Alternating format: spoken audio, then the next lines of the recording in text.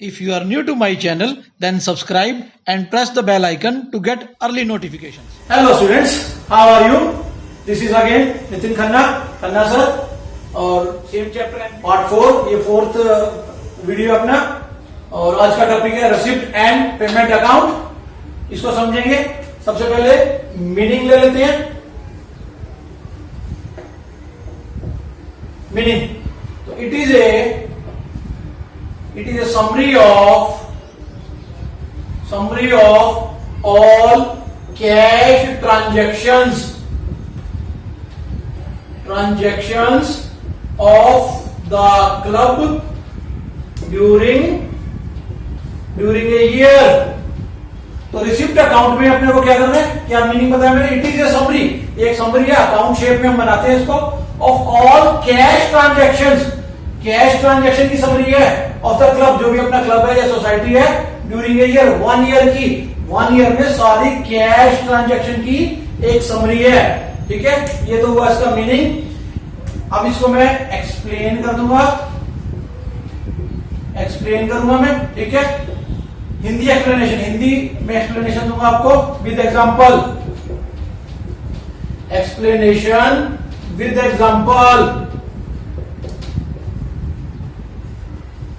ठीक है, चलिए तो एग्जांपल लेने के लिए समझते हैं। एक पिगी बैंक जानते हैं ना आप सभी? तो मेरे पास एक पिगी बैंक है, मान लेते हैं ये मेरे पास क्या है, ये मेरा पिगी बैंक है। ओके, अब इसमें हमारा ईयर शुरू हुआ 1 अप्रैल 2012 का हमारा ईयर शुरू हुआ और 31 मार्च 2013 को ईयर खत्म हो जाएगा। तो इस रिसिप्ट एंड पेमेंट अकाउंट को समझने के लिए आपको ये पिगी बैंक का एग्जांपल दे रहा हूं, ये समझ लेना। आपको कभी भी रिसिप्ट एंड पेमेंट अकाउंट में कभी भी कोई कंफ्यूजन होगी नहीं। चलिए, तो 1 अप्रैल को इसमें मेरा, मैंने मान लिया कि 2000 रुपीज इसमें थे। ठीक है, इसमें मेरे पास इसके अंदर कितने रुपीज थे? 2000 रुपीज 1 अप्रैल को। अब ये पूरा एक 1 ईयर है, ये 1 ईयर का टाइम है। इसमें आप क्या करते हो, पूरे साल में आपको पापा ने पैसा दिया, मम्मा ने पैसा दिया, भैया ने पैसा दिया, इसमें डाल दिया। जो भी आपको कहीं से पैसा मिला इसमें डाल दिया। ठीक है, तो आप इसमें पैसा डिपॉजिट करते हो। ये पैसा आपने इसमें डिपॉजिट कर दिया। ये हमने एग्जांपल मान लिया कि पूरे साल में आपने 5000 रुपीज इसमें डिपॉजिट कर दिया।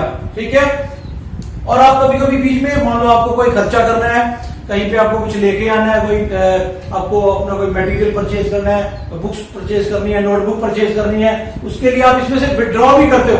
तो इसमें डिपॉजिट भी करते हो पूरा साल और विड्रॉ भी करते हो।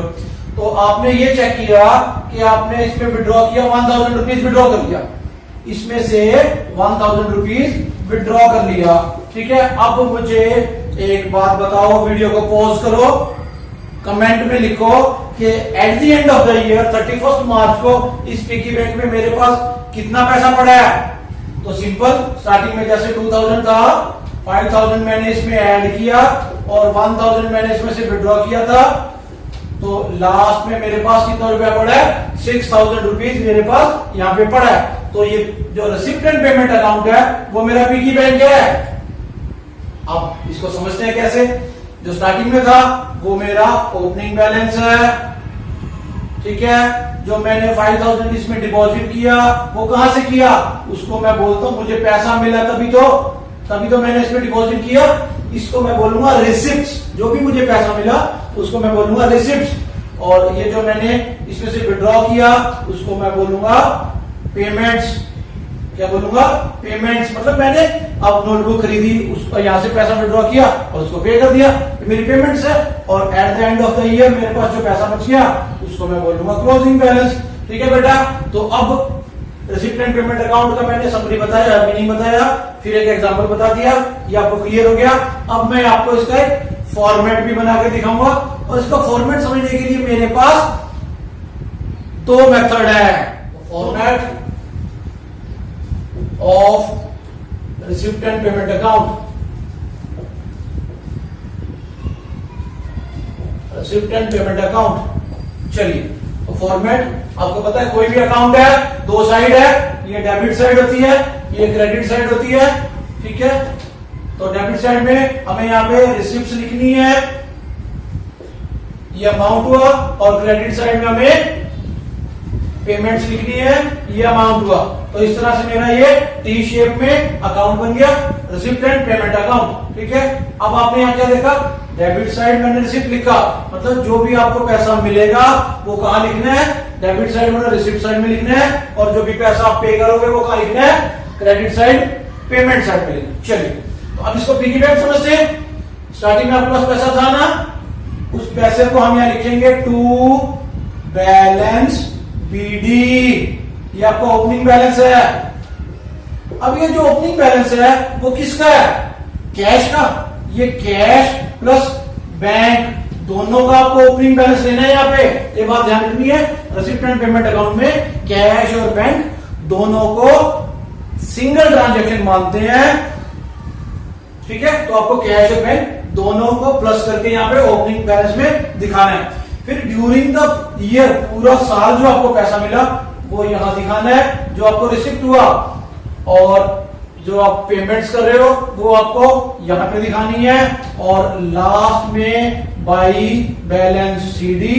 और सीडी किसका है ये, पहले तो ये बता दूं मैं, क्लोजिंग बैलेंस है ये, ठीक है। और किसका है, ये कैश प्लस बैंक का है। अब मैंने आपको यहाँ दो बातें अभी भी नहीं बताई, ये लास्ट में फिर टोटल हो जाएगा। दो बातें अभी भी नहीं बताई, क्या, ये रिसिप्ट्स है और ये पेमेंट्स है। अब बेटा आप 12th क्लास में हो, या मान लो आप सीए फाउंडेशन में हो, सीएस फाउंडेशन है, बीबीए कर रहे हो, बीकॉम कर रहे हो, कोई भी क्लास है, तो आपने 11th क्लास में पढ़ा था क्या, रिसिप्ट्स आपकी दो टाइप की होती है और पेमेंट्स भी आपके दो टाइप के होते हैं। फर्स्ट आपका रिसिप्ट कौन कौन सी, याद करो बेटा, जिसको याद है वीडियो को पॉज करो, कमेंट करो, बताओ रिसिप्ट होती है आपकी क्या, बोलो बेटा, रेवेन्यू रिसिप्ट, रेवेन्यू रिसिप्ट्स, और दूसरा कैपिटल रिसिप्ट्स, कैपिटल रिसिप्ट्स, ठीक है। ये दो टाइप की रिसिप्ट है, यहां दोनों आएगी। और इसी तरह पेमेंट्स में रेवेन्यू, रेवेन्यू पेमेंट्स और कैपिटल पेमेंट्स। अब मैं ये एज्यूम कर रहा हूं कि आपको इसका मीनिंग पता है, क्योंकि ये आप 11th क्लास में सीख चुके हो, लेकिन फिर भी अगर नहीं पता तो मैं ब्रीफ में एक एक लाइन इन चारों के लिए बता देता हूं। Revenue means revenue, revenue means recurring, recurring means repeating. तो जो पैसा आपको मिल रहा है और बार बार ही मिल रहा है, रिपीट होके मिल रहा है, जैसे रेंट रिसीव्ड, इंटरेस्ट रिसीव्ड, ये रेवेन्यू रिसिप्ट है आपके, ठीक है। और इसी तरह कैपिटल रिसिप्ट, ये मैं आपको बता देता हूं, capital means one time, not recurring, repeating नहीं, ओनली वन टाइम। तो कैपिटल रिसिप्ट मतलब आपको पैसा तो मिल रहा है लेकिन वो एक ही बार मिलेगा। जैसे मान लो सेल ऑफ एसेट, आपके पास कोई फर्नीचर था, मशीन थी, उसको आपने सेल कर दिया, उसका पैसा मिल गया, पैसा मिल गया, तो आप क्या करोगे, अपने पिगी बैंक में डाल दोगे। तो इस साइड तो आप रिसिप्ट साइड है, पैसा डालना है। अब क्या ये जो आपकी एसेट है बार बार ही सेल करोगे क्या, नहीं ना, एसेट सेल तो रोज रोज नहीं होती ना, या मंथली भी नहीं होती। तो ये कैपिटल रिसिप्ट हुई, मीन्स वन टाइम, और रेवेन्यू मीन्स रेकरिंग, रिपीटिंग। इसी तरह अगर पेमेंट की बात करें, जो पेमेंट्स आपको बार बार करनी है, रिपीटिंग करनी है, जैसे rent paid, interest paid, salary paid, wages paid, electricity bill paid, travelling expenses paid, तो बहुत सारे एक्सपेंसेस हैं, वो सभी पेमेंट्स आपको करनी है, वो रिपीटिंग है, रेवेन्यू है। और कैपिटल पेमेंट्स है जो आपको एक ही बारी पे करनी है, जैसे purchase of any asset, furniture खरीद लिया, मशीन खरीद लिया, बार बार थोड़ी खरीदते हैं, तो that is your capital payment, ठीक है। तो इतना सब कर लेने के बाद हमने यहाँ पे बैलेंस बीडी लिखा, सारी रिसिप्ट यहां लिख दी, इसको ऐड किया, सारी पेमेंट्स यहां लिख दी, इसको ऐड किया, और फिर माइनस किया, ये आपके पास बैलेंस सीडी, ये आपका रिसिप्ट एंड पेमेंट अकाउंट। अभी हमने फर्स्ट मेथड से सीखा, अब दूसरे मेथड से, तो receipt and payment account, balance BD, balance CD. अब बीच में जैसे हमने फर्स्ट मेथड में देखा कि रेवेन्यू रिसिप्ट और कैपिटल रिसिप्ट यहां लिखते हैं और रेवेन्यू पेमेंट कैपिटल पेमेंट यहां लिखते हैं, तो मैं इस मेथड में क्या है, आपको कैटेगराइज करना होता है कौन सी रेवेन्यू रिसिप्ट है, कौन सी कैपिटल रिसिप्ट है, कौन सी रेवेन्यू पेमेंट है, कौन सी कैपिटल पेमेंट है। जैसे मैंने यहां लिख दिया 2 sale of newspaper, sale of newspaper, ये क्या चीज है बेटा, ये रेवेन्यू रिसिप्ट है। ये क्यों, क्योंकि न्यूज़पेपर हम एक बार ही बेचेंगे या बार बार ही बेचेंगे, बार बार ही बेचेंगे, तो ये हमारी रेवेन्यू रिसिप्ट है। और to rent received, to interest received, ठीक है, टू सेल ऑफ ग्रास, बहुत सारी आइटम्स है। तो ये इस तरह से आपको यहां पे सारी रेवेन्यू रिसिप्ट लिखनी है। अब कैपिटल रिसिप्ट लिख रहा हूं, टू सेल ऑफ फर्नीचर, ठीक है, ये फर्नीचर को बेच दिया, ये कौन सी रिसिप्ट है, ये कैपिटल रिसिप्ट है। क्यों, क्योंकि फर्नीचर हमारी एक एसेट है, इसको हमने बेच दिया और ये वन टाइम रिसिप्ट है। चलिए अब इधर आ जाते हैं पेमेंट साइड में, बाई रेंट लिख दिया, बाई सैलरी लिख दी, ठीक है, बाई परचेज ऑफ ग्रास लिख दिया, बाई वेजेस लिख दिया, ठीक है। ये हमारी क्या है, सारी रेवेन्यू पेमेंट्स है। ये हमने ट्रैवलिंग एक्सपेंसेस लिख दिए, ट्रैवलिंग एक्सपेंसेस है, तो ये सारी रेवेन्यू पेमेंट्स आ गई। अब कैपिटल पेमेंट क्या है, बाई मशीनरी, मशीनरी खरीद ली, बाई बुक्स खरीद ली, बाई फर्नीचर खरीद लिया, मतलब जितनी भी हमने एसेट परचेज करी है वो सारी हमारी क्या है, कैपिटल पेमेंट है। तो अब क्या करेंगे, इन सबको प्लस करेंगे, इनको प्लस करेंगे, माइनस कर देंगे, तो ये हमारे पास बैलेंस सीडी आ गया। तो this is our format of receipt and payment account. दो मेथड से बता दिया, पहले जितनी भी रिसिप्ट है उसको कैटेगराइज कर लिया, पेमेंट्स को कैटेगराइज कर लिया, और या दूसरे मेथड में हमने इनको अलग अलग फॉर एग्जांपल के रूप में सारा लिख दिया।